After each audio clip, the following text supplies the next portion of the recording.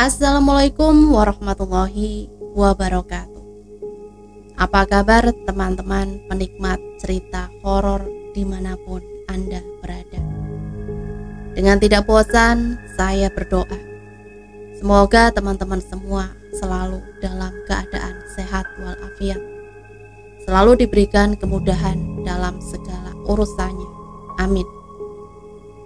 Di kesempatan kali ini, saya akan membagikan satu cerita horor dan mistis tentang seorang gadis yang terlepas dari cengkraman.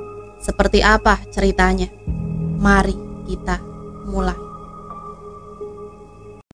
Pukul 10 malam. Yakin ini tempatnya? Tanya seorang pria bernama Badrun kepada Firman, temannya, yang hanya dijawab dengan anggukan. Pelosok banget tempatnya ini, jauh dari pemukiman warga. Rumah kok di pucuk pegunungan, gila, keluhnya. Repot banget, ayo masuk, percaya aja ke aku, jawab temannya, Firman. Mereka berdiri di depan sebuah rumah kuno, dikelilingi rerumputan setinggi dada orang dewasa. Rumah yang menyimpan banyak misteri, dibangun dengan kayu yang kokoh namun usang. Diterangi dengan cahaya obor, terlihat beberapa patung-patung tua berderet di teras seolah mereka adalah prajurit. Terdapat sesajen di kanan kiri teras dan kertas-kertas yang ditempel di dinding menambah kemistisan rumah ini. Suasana malam mencekam serta binatang malam menemani mereka. Tak ada angin yang berhembus, seolah tempat ini dikhususkan untuk mereka. Hawa yang sangat panas meskipun mereka berdua berada di pegunungan. Suara decit lantai kayu yang mereka pijak perlahan berbunyi. Gelap banget anjir, gerutu Badrun. Firman mengetuk pintu. Lama sekali pintu tak terbuka. Dan untuk yang kesekian kalinya Firman mengetuk pintu. Jangan bilang orangnya gak ada, kita udah jauh-jauh ke sini, protes Badrun. Mulutmu itu rusak, sabar bentar dong, ngomel mulu kau, ucap Firman. Terdengar suara tangisan. Sial, dengar orang nangis gak? Tanya Badrun. Firman hanya manggut, keringat sudah membasahi baju mereka berdua. Ada apa? Bisik suara perempuan, suaranya lirih dan serak. Suara tersebut berhasil membuat mereka berdua tersedak kaget. Seketika mereka mengumpat bersamaan. Mereka menengok ke kanan kiri mencari sumber suara. Perempuan tersebut duduk di tengah jendela rumahnya yang berada di ujung kiri teras. Perempuan itu menatap ke depan tanpa melihat mereka berdua yang ada di sampingnya.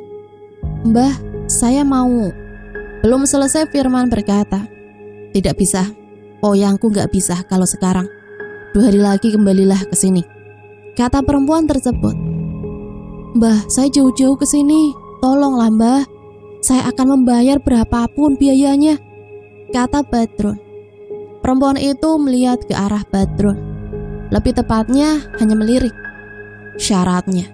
Tanya si perempuan. Saya bawa semua mbah, jawab Badrun.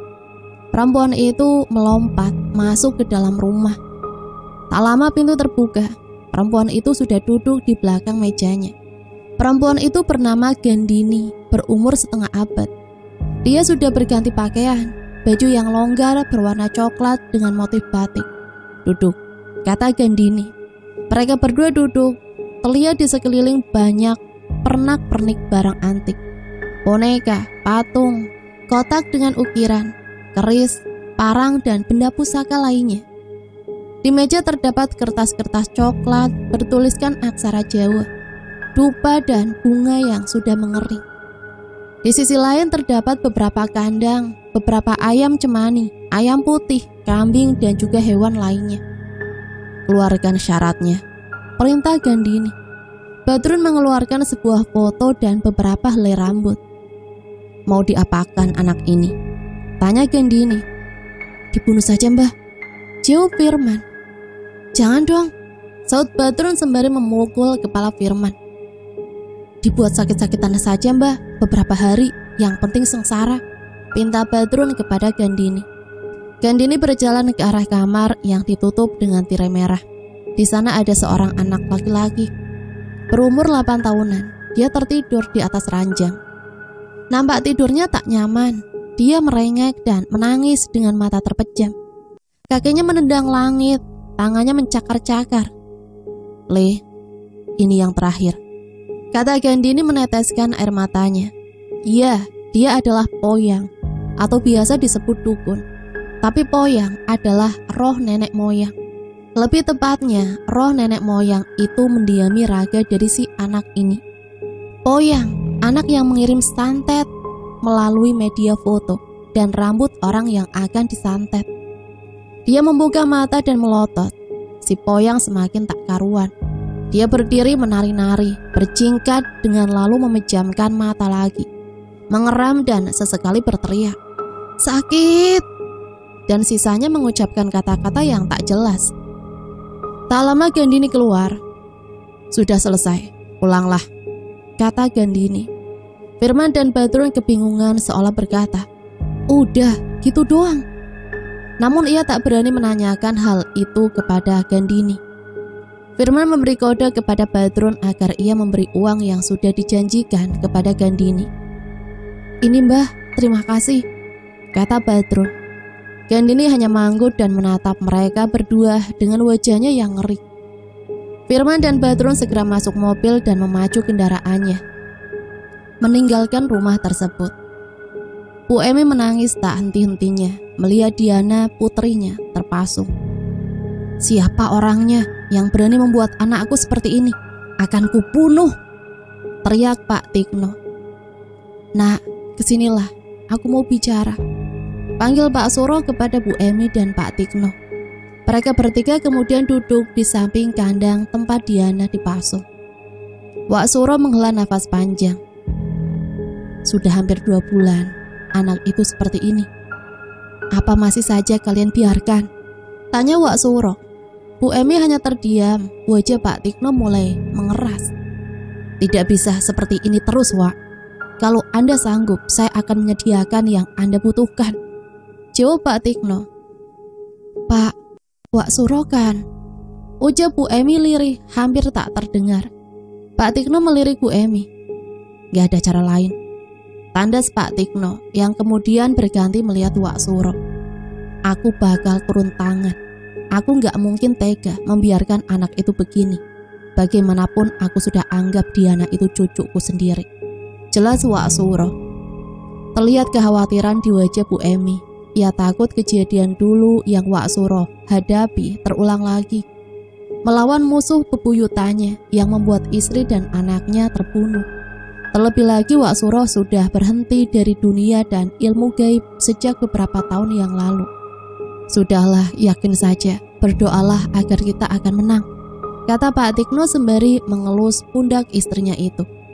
Bu Emi tak menjawab. Ia hanya bisa menatap sedih kondisi putrinya yang mengenaskan. 2 bulan sebelumnya, "Bu, Diana pamit berangkat kerja," teriaknya. "Hati-hati, Nduk."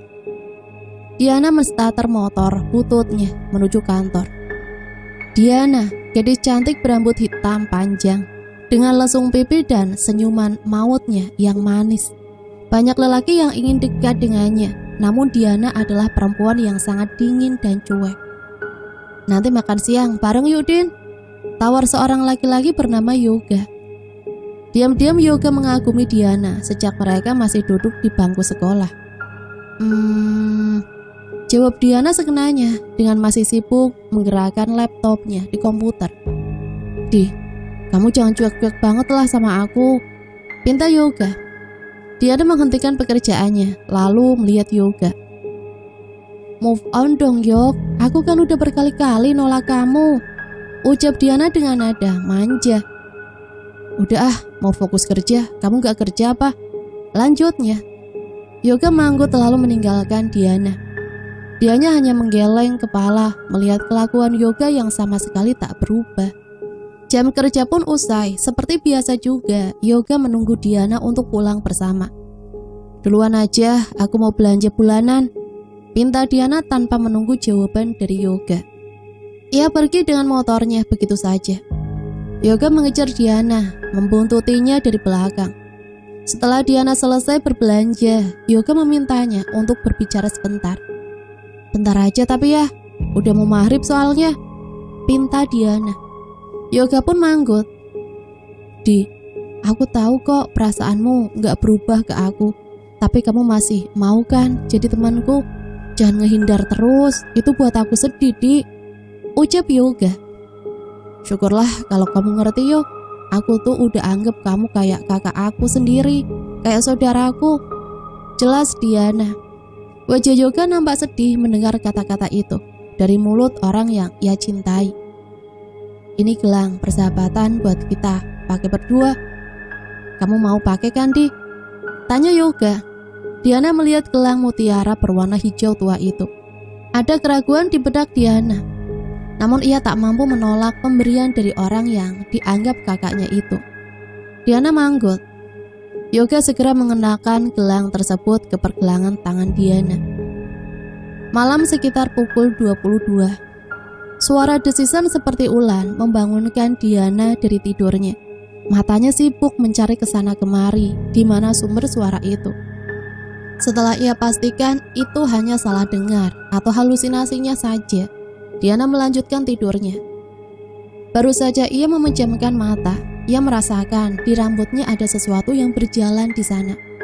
Segera ia memegangi kepalanya, jarinya sibuk mencari-cari sesuatu yang ada di rambutnya. Tangannya merasakan segumpal rambut kasar. Ia segera menarik rambut itu. Jelas itu bukan rambutnya. Rambut itu berwarna sedikit putih, seperti rambut orang tua yang beruban. Ia buru-buru membuang rambut itu, melemparnya ke lantai. Sekejap saja rambut itu berubah menjadi ular. Diana berteriak sekuat tenaga, namun suaranya hilang. Sama sekali tak terdengar, bahkan di telinganya.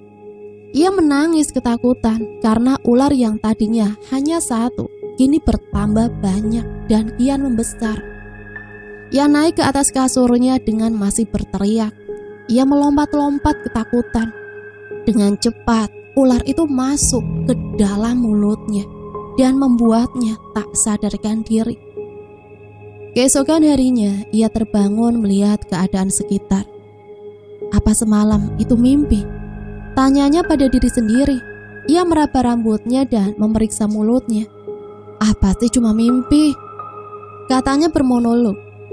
Sudah ibu siapin makanannya, nak. Ibu mau ke kebun dulu, antar sarapan untuk bapakmu, kata Bu Emi. Dianya hanya manggut. Ia melihat makanan di depannya sama sekali tak berselera. Padahal biasanya ia sangat lahap dengan sayur bayam, sambal terasi dan tempe goreng masakan ibunya. Ia hanya minum air lalu pergi berangkat kerja, sama sekali tak menyentuh sarapannya. Di tengah perjalanan menuju kantornya, Diana merasa badannya sangat panas. Bukan demam, tapi seperti terbakar. Ia segera menghentikan motornya. Melihat kulitnya yang kemerahan, ia panik dan segera pergi ke klinik terdekat. Ia pun diresepkan obat dan salep untuk kulitnya yang panas dan memerah. Sebenarnya kenapa sih kamu, nak? Sampai merah-merah gini badanmu? Tanya Bu Emi sembari mengoleskan salep ke seluruh kulit Diana yang memerah. Kurang tahu, Bu. Berangkat kerja kemarin lalu memerah kayak gini, jawabnya. Obatnya sudah diminum apa belum? Sudah, Bu. Panasnya datang tiba-tiba, Bu. Saya ingat-ingat setiap jam 10 malam terasa panas. Sekarang gak panas. Lanjutnya. Ya sudah, semoga saja ada hasilnya. Minum obat sama diolesi salepnya itu ya, nak, ucap Bu Emi. Diana hanya manggut lalu pergi ke kamarnya. Sudah 2 hari ini ia tak berselera makan sama sekali. Hanya minum saja. Ia tak merasa lapar. Malam sekitar pukul 22. Badan Diana terasa panas. Ia tak bisa tidur. Ia putuskan untuk ke kamar mandi. Mungkin setelah berendam, ia tidak akan merasa kepanasan lagi. Sepanjang perjalanan ke kamar mandi, Diana mendengar suara desisan ular di mana-mana. Saat ia mencari, menengok kanan kiri, tak ia temukan ular tersebut. Ia mempercepat langkah kakinya menuju kamar mandi. Segera ia guyur kepalanya dengan air. bagaikan kayu terbakar yang tersiram air. Kulit Diana mengeluarkan asap. Seketika Diana teriak. Kulitnya semakin memerah membara. Diana mengeliat kesakitan, berteriak meminta tolong. Bu Emi dan Pak Tikno segera menghampiri Diana. "Ya Allah, Nduk, kamu kenapa?" teriak Bu Emi. Pak Tikno segera membopong Diana ke kamarnya. Kulitnya masih memerah. Namun kali ini Diana pingsan.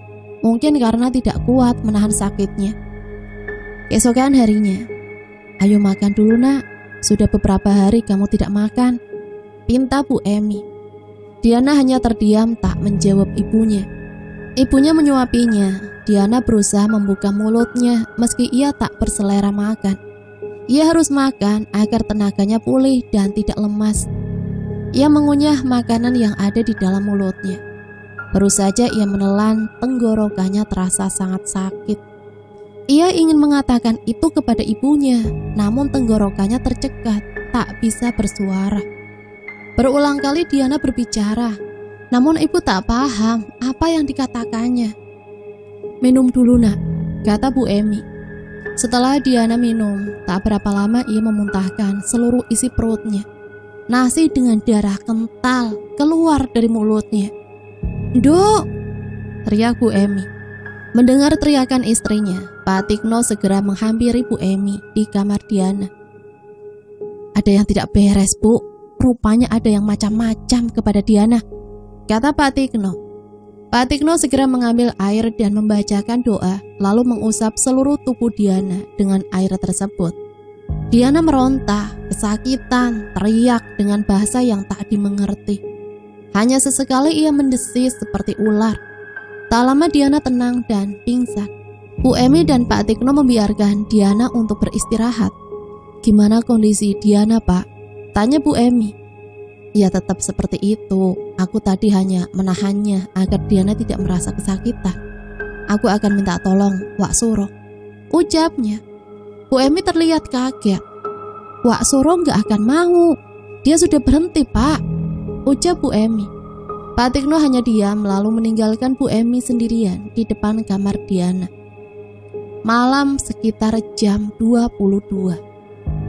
Diana terbangun dari tidurnya. Ia melihat ibunya tertidur di sampingnya. Diam-diam Diana melangkahkan kaki. Ia membuka pintu dengan pelan lalu berjalan keluar rumah.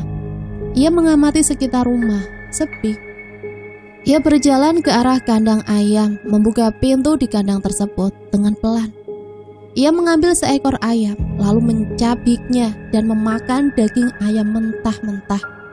Merasa masih lapar, Diana segera berlari dan mengejar tikus. Ia menelan tikus itu bulat-bulat. Tangan dan bajunya berlumuran darah. Di tangannya masih ada bangkai tikus. "Woi, siapa di situ?" teriak Pak Tikno. Pak Tikno yang dari cek kebun mengarahkan senternya ke arah bayangan itu. Kaget melihat putrinya berlumuran darah membawa bangkai tikus di tangannya. "Kamu bukan anakku, pergi kamu dari tubuh anakku," teriaknya. Pak Tikno memejamkan mata dengan bibirnya komat kamit membaca doa. Diana segera berlari hendak mencekik bapaknya itu. Namun belum sampai ia menyentuh Pak Tikno, tubuhnya terpental lalu pingsan. Dari dalam rumah terdengar Bu Emi berteriak mencari dengan memanggil nama putrinya. "Duk, Diana," ucapnya. Malam berikutnya di jam yang sama, pukul 22. Tunggu saja, sebentar lagi anak itu akan keluar. Sudah beberapa hari ini dia terbangun jam segini. Selain itu pasti tidur, bisik Pak Tikno kepada Bu Emi. Sebenarnya ngapain anak itu keluar? Bajunya berlumuran darah. Dari kemarin gak bisa makan, gak kemasukan nasi sama sekali dia, tutur Bu Emi. Mau apa lagi kalau tidak cari makan? Jawab Pak Tikno. Bu Emi terbelalak kaget. "Makan apa, Pak?" tanyanya lagi. "Shh," ucap Pak Tikno lirih sembari menunjuk kamar Diana dengan kepalanya. Benar saja, Diana keluar dari kamarnya. Pak Tikno yang hendak mengejar Diana tertahan oleh Bu Emi. Tangannya menarik lengan baju Pak Tikno. "Ikut, Pak," pintanya. tunggu di rumah saja, bantu doa, mengerti? Ucap Pak Tekno yang dibalas anggukan ragu oleh Bu Emi.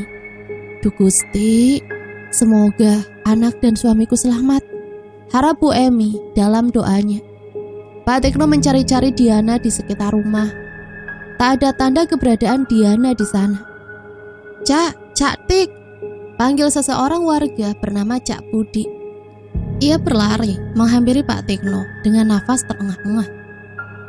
Itu Diana, katanya terbata-bata sembari menunjuk ke arah di mana Diana berada. Ayo antar aku ke sana, pinta Pak Tekno. Wajahnya menegang, ia sangat khawatir jika warga tahu kondisi putrinya. Beberapa warga berkumpul melihat Diana di bawah pohon pisang. Ia sedang asik memakan beberapa ayam milik warga. Ia mengunyahnya dengan lahap. Tinggal tulang belulang yang tersisa. Pak Tekno nampak sudah tidak kaget menyaksikan putrinya seperti itu. Ayamnya siapa? Besok datanglah ke rumah. Akan kuganti. Put, aku minta tolong warga suruh kembali ke rumah masing-masing, pinta Pak Tekno. Cak Budi tampak menuruti perintah Pak Tekno. Warga pun membubarkan diri dan kembali ke rumahnya. Kejadian seperti itu sudah berlangsung selama seminggu ini. Warga pun banyak yang protes karena kelakuan Diana sangat meresahkan warga. Tak hanya ayam yang jadi sasaran, tak jarang Diana masuk ke rumah warga untuk mengejar tikus, memakannya dan meninggalkan bercak darah di rumah warga tersebut. Pilih mana, anak itu dipasung apa diusir dari kampung ini? Tanya Pak Bejo, kepala desa. Bu Emi dan Pak Tekno tak bisa berkutik. Mereka harus merelakan putrinya itu dipasung. Panas Bu, panas, ucap Diana lirih. Bu Emi hanya mengelus rambut anaknya, tak tahu harus berbuat apa lagi. Semakin hari kulitnya melepuh, mengeluarkan darah dan nanah. Diana sama sekali tak makan sejak dipasung. Tiba-tiba Pak Tekno melempar piring yang dibawa Bu Emi. Apa-apaan ini? Bu Emi kaget dan menunduk. Ia diam-diam membawa ayam mentah agar Diana bisa makan. Kalau nggak begini, Diana nggak makan, Pak, jawab Bu Emi lirih. Pak Tekno mencengkram lengan Bu Emi. Nggak begini caranya, Bu, ucap Pak Tekno setengah berteriak.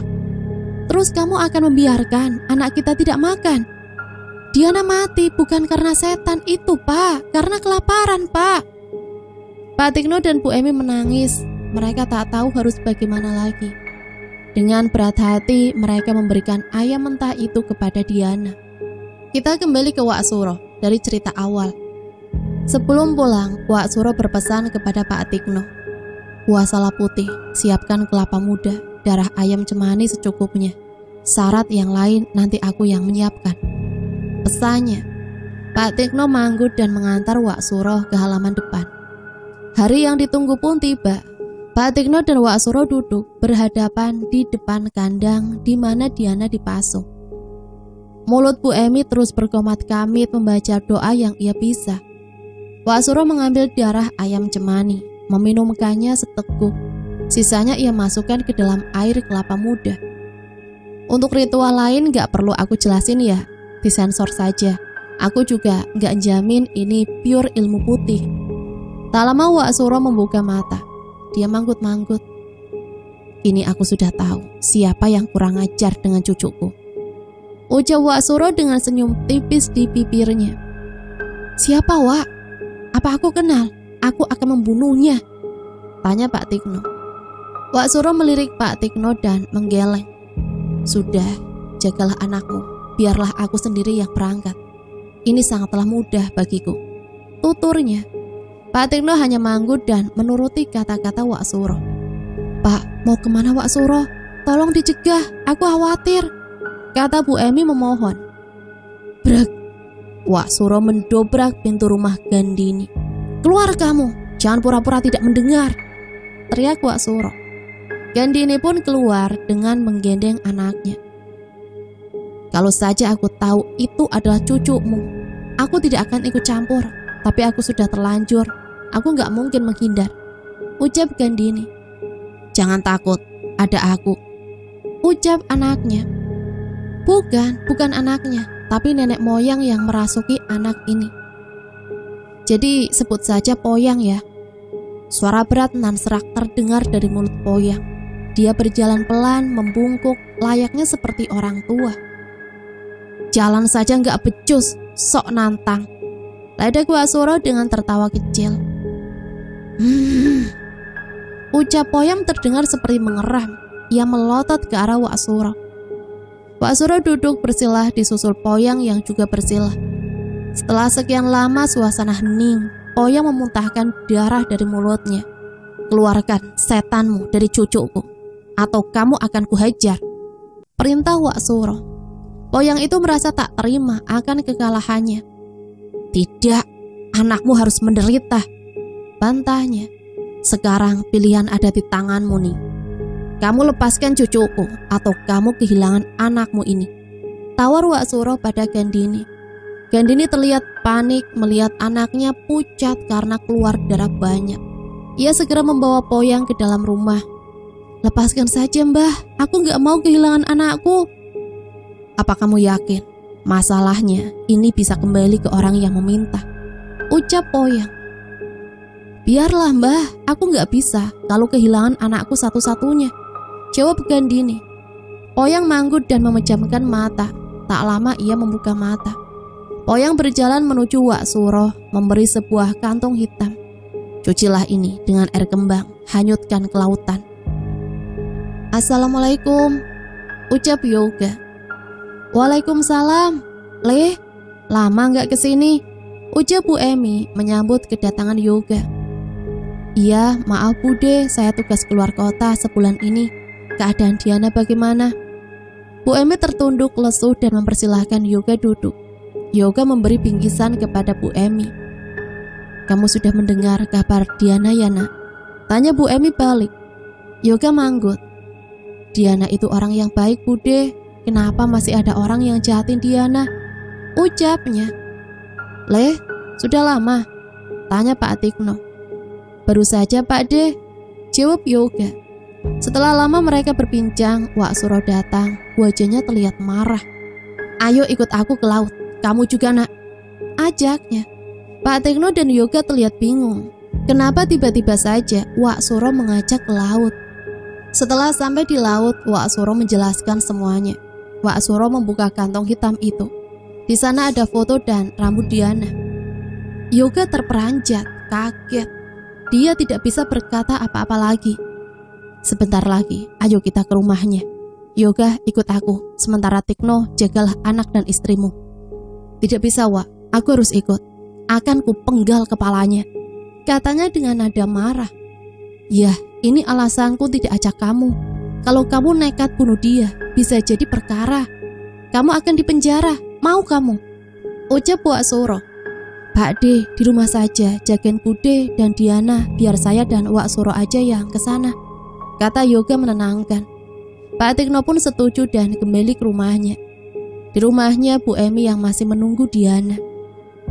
Bu, panggil Diana. Bu Emi senang bukan main. Setelah sekian lama tak mendengar suara anaknya memanggil ibu. Dok, ucap Bu Emi sembari memeluk putrinya. Perlahan luka di tubuh Diana mengering. Meski tak 100% kulitnya bersih, setidaknya kulitnya sudah tak melepuh dan mengeluarkan bau busuk lagi. Aku buka pasungnya. Tadi Wak Suro bilang sudah boleh dibuka, kata Pak Tikno yang baru saja datang. Setelah Pak Tikno membuka pasung, ia segera membopong Diana ke kamarnya. Pak, aku bersihin Diana dulu ya, ucap Bu Emi. Wak, katanya mau ke rumah orang itu, tanya Yoga. Wak Suro tersenyum. Gak perlu, nanti juga orangnya kesini sendiri. Gak mungkin kuat dia memendam lama-lama, jawab Wak Suro. Yoga nampak bingung. Sudah, sekarang pulang saja kamu nak, lanjut Wak Suro. Beberapa hari kemudian, sebenarnya aku masih penasaran Wak, siapa yang sudah buat Diana seperti ini? Tanya Pak Tikno kepada Wak Suro. Tidak usah melihat Pak, yang penting saya pun sudah tahu siapa orangnya, sahut Diana. Bu Emi dan Pak Tikno sangat kaget. Jadi kamu tahu siapa pelakunya, Dok? Tanya Bu Emi. Diana manggut. Wak Suro hanya tersenyum. Jangan buat bapak dan ibumu bingung, Dok. Ayo cerita, ucap Pak Tekno. Sudut pandang sebagai aku. Flashback Diana. Malam itu pekerjaan kantor sangatlah banyak hingga aku terpaksa untuk lembur. Tak terasa jam sudah menunjukkan pukul 10 malam. Aku putuskan untuk menyudahi pekerjaanku. Aku berjalan ke area parkiran. Sangat sepi sekali. Karena memang di kantor maksimal orang-orang hanya lembur hingga jam 8 malam. Handphoneku berdering. Kulihat ada nama seseorang di sana. Seseorang yang selama ini aku sukai. Namun itu semua berubah semenjak aku mengenal dia lebih dekat. Dia orang yang sangat kasar, egois, posesif. Akhirnya kami memutuskan untuk mengakhiri hubungan kami seminggu yang lalu. Kenapa dari tadi gak diangkat? Tanyanya dengan nada marah. Maaf mas, aku sibuk, kerjaan banyak. Ini baru selesai dan mau pulang. Sudah dulu ya. Jawabku mengakhiri telepon malam itu. Aku melanjutkan langkah kakiku menuju di mana motorku kuparkir. Betapa kagetnya, aku melihat dia duduk di atas motorku. Mau ngapain di sini? Tanyaku, yang hanya dijawab dengan tawa kecilnya. Aku gak suka lihat kamu sama cowok lain, Dek. Kamu mau kan balikan sama aku? Tanyanya. Cukup bersaudara saja, Mas. Aku juga tidak dekat sama cowok lain saat ini. Jawabku. Malam itu tak akan pernah aku lupakan. Dia begitu marah lalu menarik rambutku, menjambak dan membenturkanku ke tembok. Dia meninggalkanku begitu saja. Aku ingat betul apa yang terakhir kali dia katakan. Kau akan mati dengan perlahan dan merasakan sengsara untuk waktu yang sangat lama. Ucapnya lalu meninggalkanku. Aku berusaha sekuat tenaga untuk pergi dari sana. Hari kedua setelah bertemu dengan dia, malam pukul 22, perasaanku tidak enak malam itu. Jadi aku putuskan untuk sholat malam. Selesai aku ambil wudhu dan mengenakan mukena. Pada rakaat pertama, leherku terasa dicekik. Aku menghentikan sholatku. Aku mengambil minum dan mengatur nafas perlahan. Aku hendak melanjutkan sholatku lagi. Kejadian itu terulang. Leherku kali ini makin tercekik dengan erat. Aku berdoa tak henti-hentinya. Hari ketiga setelah bertemu dengan dia pukul 22. Kali ini aku merasakan panas. Badanku seperti berada di tumpukan api yang membara. Aku masih bisa menahannya. Aku tak mau membuat kedua orang tuaku khawatir. Kejadian ini berlangsung hingga 8 hari. Aku sama sekali tak bisa beribadah. Setiap aku sholat leherku terasa dicekik. Dan tiap pukul 10 malam badanku terasa terbakar. Puncaknya ketika aku bertemu ular di kamarku. Ular itu masuk ke mulutku. Panas yang kurasakan 3 kali lipat dari biasanya. Aku sama sekali tak bisa makan. Dia telah mengambil separuh jiwaku dan merusaknya perlahan. Flashback selesai. Sudut pandang sebagai orang ketiga. Badrun, yang membuat kamu seperti ini adalah Badrun, tanya Pak Tekno. Kedua orang tua Diana tahu mereka sempat menjalin hubungan. Wak Suro memejamkan mata sebentar, lalu membuka matanya lagi. Kamu gak perlu repot-repot membunuh dia. Dia sudah dapat balasannya. Sudah meninggal, ucap Wak Suro. Diana, panggil seseorang di luar rumah. Pak Tekno keluar untuk melihat siapa yang datang. Maaf, apa Diana ada? Saya mau menyampaikan ini ke Diana, kata orang itu. Diana membuka amplop tersebut. Tulisan permintaan maaf dari Badrun. Kamu ini siapanya, anak biadab itu? Tanya Pak Tekno. Saya Firman, teman Badrun, Pak, jawabnya. Sialan kamu, jangan-jangan kamu juga terlibat ya? Tanya Pak Tekno sembari menarik baju Firman. Cerita Firman, sudut pandang aku. Dancuk, aku diputusin, ucap Badrun marah-marah saat datang ke rumahku. Aku pun bertanya, sama Diana, kenapa kok putus? Selingkuh mungkin? Entahlah, ingin rasanya aku santet. Kamu punya kenalan dukun gak? Tanya Badrun. Gila ya kamu, gak takut kembali ke dirimu sendiri? Resikonya besar loh, jawabku. Halah, gak peduli aku. Aku sudah terlanjur suka. Jika tidak bisa denganku, juga tidak bisa dengan orang lain, katanya. Besok malamnya aku dan Badrun memutuskan untuk pergi ke rumah dukun kenalan bapakku. Badrun sudah mendapatkan beberapa helai rambut dan foto Diana. Kami berangkat setelah maghrib dan sampai di sana sekitar pukul 10 malam. Setelah kami sampai di sana dan si dukun pun melakukan santetnya dan menyuruh kami agar pulang. Ku dengar dari Badrun santetnya berhasil. Diana kini dipasung karena penyakit anehnya. Sudah 2 bulan lebih aku tidak bertemu dengan Badrun. Namun tiba-tiba dia menelponku. Dia bilang malam itu badannya sangat panas. Kedua orang tua Badrun sudah tiada. Hingga hanya akulah teman dekatnya yang dia mintai tolong. Sudah 4 hari dia mengeluh badannya panas seperti terbakar. Dia pun juga tak bisa makan. Kadang dia mengeluh lehernya sakit seperti dicekik. Aku sama sekali tidak bisa berbuat apa-apa. Aku berinisiatif untuk datang ke tempat dukun itu. Tak kutemukan siapapun di sana. Sepertinya rumah itu sudah ditinggalkan. Aku datang ke beberapa dukun lain. Jawabannya sama semua.